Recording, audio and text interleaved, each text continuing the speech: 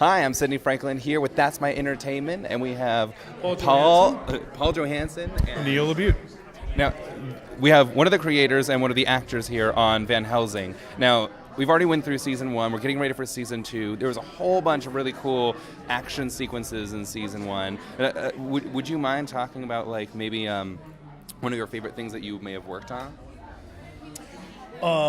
Well, I get sort of titillated all the time by different things that happen in every episode. I think that what is exciting about this show is there is a kind of new element introduced all the time, so you never get comfortable, and that lack of comfortableness keeps me on the edge of my seat. So I think for this show, particularly the introduction of new characters is in the second season, a broad storyline where there's something the vampires know that the humans find out, and there's this race to get that, is very compelling because you see it manifest itself in decision making. So I watch. For me, that's the entertainment that I was really excited about reading the scripts. Now, and with this decision making with these characters, how much of a hand do you have in making sure these characters have a realistic and yet compelling process of what their thoughts go through? Well, you hope that everyone gets a sense, generally, look, we're all taking this seriously. I think you would, as a director or a showrunner, you would hope that the entire, even the crew, has a sense of what kind of show you're doing. And if they thought, oh, this is sort of tongue-in-cheek, or we don't want it to be any kind of laughs, you would let them know that's what you're looking for. And so the actors in particular kind of need to know how they're supposed to play the material. It could go either way. Sometimes you're trying to scare somebody. It's like the line is so close to being ridiculous that you have to be very careful not to tip over the other side. And people walking around on set with this crazy makeup on or bathed in blood, and you're like, this is just a normal day at the office for us. So I think taking everybody out of their comfort zone, making them they could see that we're ready to kill characters off all the time.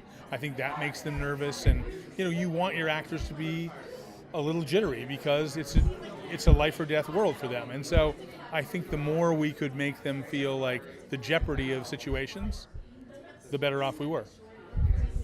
That's incredibly exciting, and especially knowing that one of the characters was killed off, and kind of, I mean, is there really anyone safe?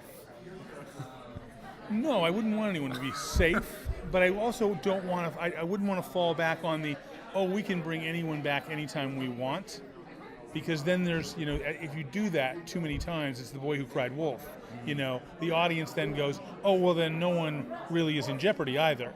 They can always find a way to bring their favorite characters back. Sometimes you have to kill a favorite character, and because that's what would happen.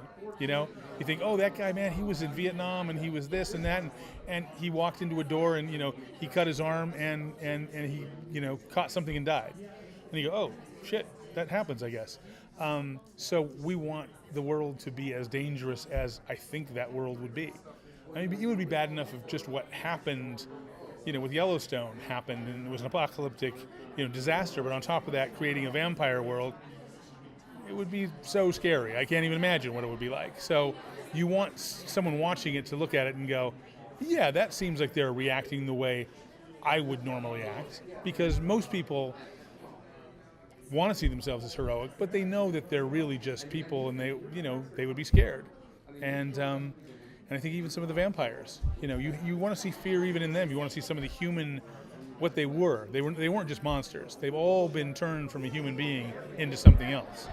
So you want to see that human side of them as well. And our vampires aren't invincible. They can't live forever. So we tried to make them as human-like, but there were other things where we had to draw the line. You'll never see one drive a car. You'll never see one use a gun. The more they were human, the more they weren't scary. As soon as they did, the first day that vampires were going to talk on the show last year, I think I was up all night long, and I would call people or text them and say, "Are we sure about this? Is this going to be stupid? Is it going to be dumb when they start talking?" And I was like, no, we just got to go for this. But there were certain things we were like, yeah, but we can't see them drive cars. They can't do this. They can't do that. Because then that won't be scary. They have to be different than us, but like us. So that's awesome. Yeah. And one more question before you guys go. How was it like working with Neil? Was there a challenge? Would you ever try to surprise him on set? Make it good. Would I ever try and do what? Would you ever try to surprise him on set? Well, or? You know, for me, it's like I was a fan of Neil's writing long before I had an opportunity to meet him, and I was thrilled to know that he was going to be, guiding the ship. I got to be honest with you. I think I was more concerned about being truthful in a complicated sort of character that's kind of in a bubble by himself in this world, and that I wasn't hitting wrong notes, and I was checking in as often as I could to make sure that I was going down the right road. Not so much that I was trying to surprise him as I was trying to be fresh and keep the character fresh, and so that he would be important and be impactful on the show. That was my hope, That's great. Thank you both so much for taking time to talk with me. Thank you. That's my entertainment. What's yours?